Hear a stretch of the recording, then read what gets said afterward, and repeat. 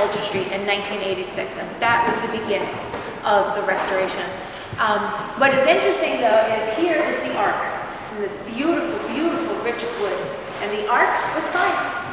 So if you walk around this building, you go down, if you walk out and you make a left, you go down Division Street, you will see the back of the building,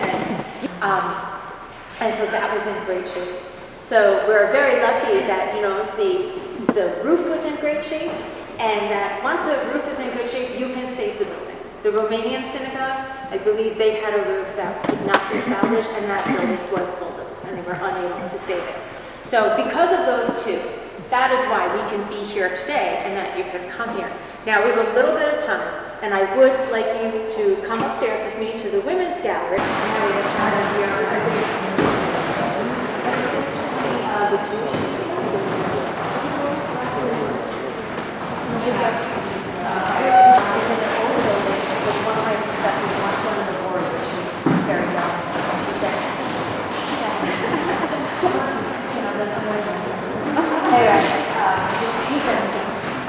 It's actually got something really radical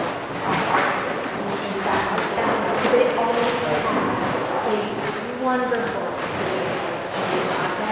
and so it's beautiful stuff. So you get the chance. Had to pay for a woman's seat.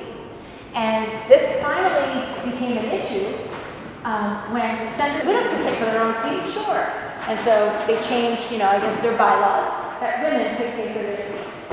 And the Triangle Shirtwaist Factory fire, and many of those women were single women. They were Italian or Jewish, and they died in that fire. But they had jobs. A lot of women had jobs.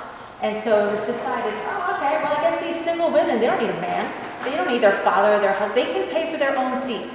And that happened around the same